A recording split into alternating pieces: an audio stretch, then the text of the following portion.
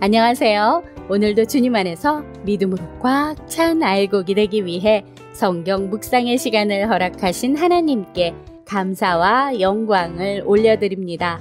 6월 24일 화요일 묵상 말씀을 시작하겠습니다. 우리는 하나님의 집을 섬기는 사명을 받은 자들입니다.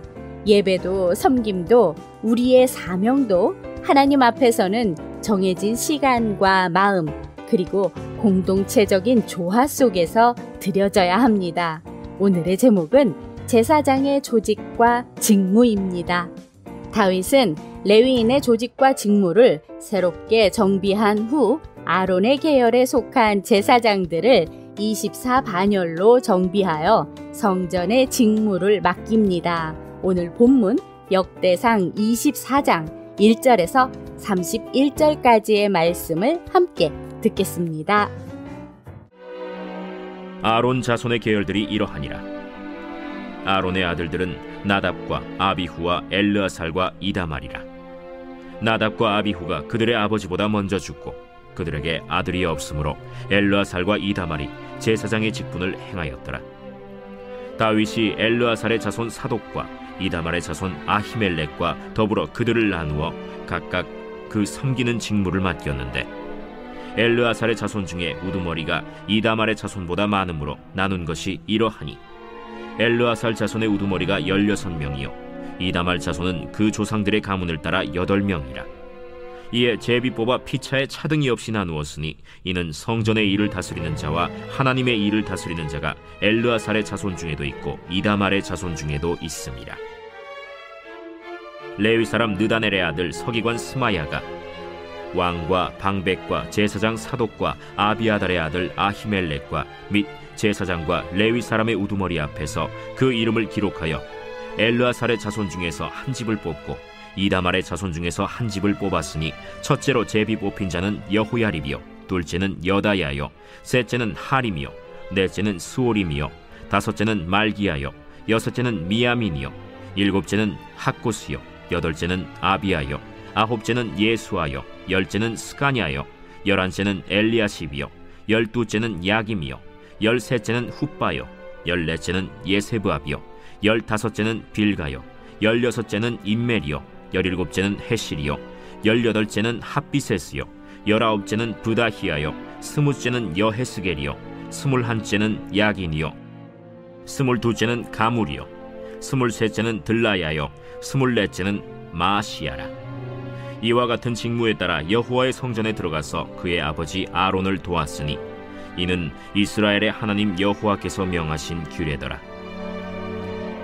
레위 자손 중에 남은 자는 이러하니 아므람의 아들들 중에는 수바엘이요 수바엘의 아들들 중에는 예드야며 르하비아에게 이르러는 그의 아들들 중에 우두머리 이시야요 이스할의 아들들 중에는 슬로못이요 슬로못의 아들들 중에는 야하시요 헤브론의 아들들은 장자 여리야와 둘째 아마랴와 셋째 야하시엘과 넷째 여가므암이요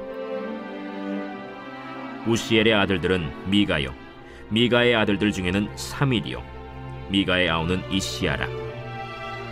이시야의 아들들 중에는 스가랴이며 무라리의 아들들은 마흘리와 무시요 야시야의 아들들은 브노이니 무라리의 자손 야시야에게서 난 자는 브노와 소함과 삭굴과 이브리요 마흘리의 아들 중에는 엘르아살이니 엘르아살은 아들이 없으며 기스에게 이르러는 그의 아들 여라무엘이요 무시의 아들들은 마흘리와 에델과 여리모시니 이는 다 그 조상의 가문에 따라 기록한 레위 자손이라.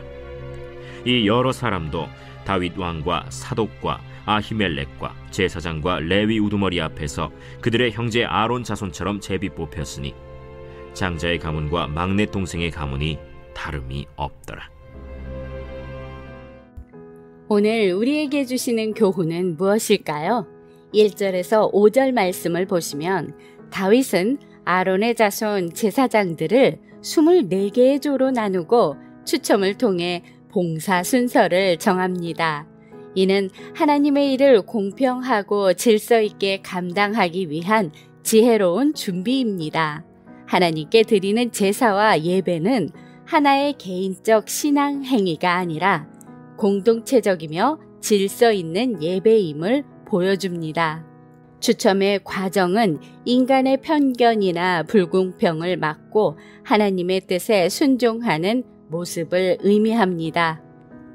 6절에서 19절 말씀을 보시면 레위인들도 게르손과 그핫과 무라리 가문을 기반으로 24개 조로 나뉘어 봉사합니다. 각 조는 서로 다른 역할을 맡아 성전 예배를 섬기며 모두가 하나님의 일에 참여하는 귀한 사람들입니다. 하나님은 교회를 다양한 은사와 역할을 가진 성도들의 조화로운 공동체로 세우십니다. 각자가 맡은 역할은 다르지만 모두가 하나님의 영광을 위한 거룩한 섬김의 일원임을 뜻합니다.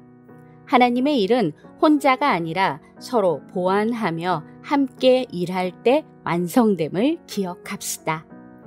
20절에서 31절 말씀을 보시면 레위인과 제사장들은 봉사 순서에 따라 규칙적으로 성전을 섬겼습니다.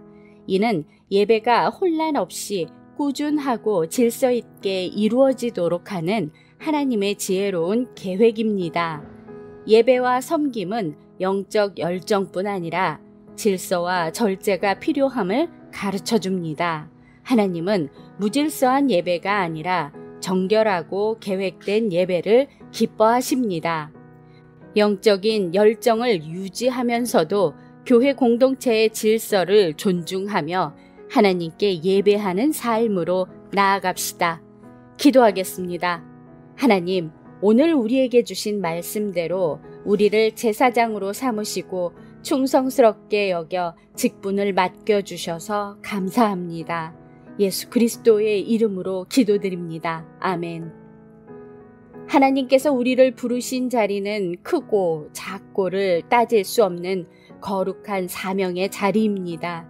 제사장들과 레위인들이 차례대로 정해진 질서 안에서 기쁨으로 성전을 섬겼던 것처럼 우리도 각자의 위치에서 하나님을 예배하며 섬기고 있습니다.